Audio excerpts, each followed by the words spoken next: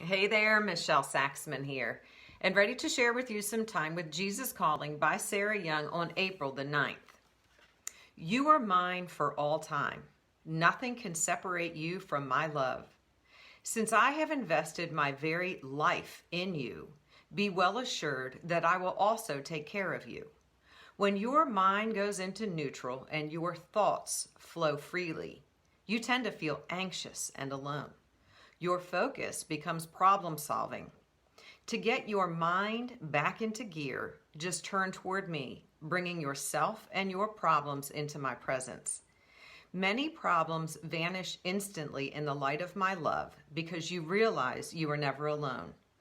Other problems may remain, but they become secondary to knowing me and rejoicing in the relationship I so freely offer you. Each moment you can choose to practice my presence or to practice the presence of problems. Well, y'all, this again is the great reminder that our mind is so much greater than our thoughts, and he invites us to choose the powerful presence of problems or the powerful presence of peace. And we can choose his light or we can choose problem solving. There's going to be problems in each and every day, and a lot of times there are several within one moment. There are still a few takeaways for me. It says, one, you are mine for all time. And that took me, the first time I read that, the words came to me and I was like, oh my gosh, he is a jealous God. Thankfully, he is a jealous God, and he doesn't want pieces of us. He wants all of us all the time, all parts of us, the messy parts, the broken parts, the parts we think we need to hide. He wants all of us all the time. And then it's the piece that says, when your mind goes into neutral. So our human tendency, when we shift into neutral, then our thoughts flow freely and we feel anxious and alone. So this was the reminder to me to pay attention to my feelings, because my feelings, when I catch them, they're going to be the indication of where my thoughts are. So we can never leave his presence. There's so much peace. It says that I have invested my very life in you. He didn't say, I invested my life for you.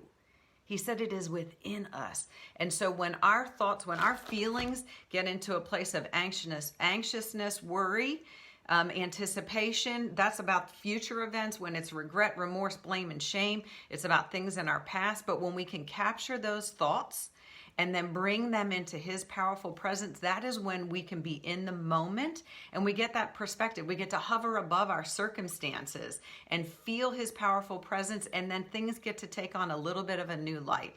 So those are my takeaways today. Oh, the final thing, I kind of put little squigglies around this. It says, rejoicing in the relationship I so freely offer you. And that reminded me that sometimes we don't rejoice, that we have expectations of other people, but also expectations of God. Like, God, I've already been through this, and this. Isn't it time for a break? And we have expectations.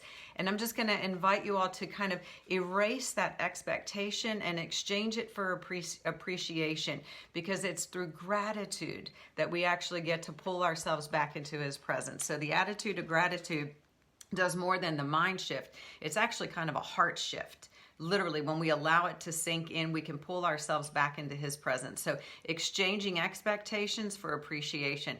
Y'all have a super blessed day. Stay connected to the vine, and I will talk to you soon. Bye-bye.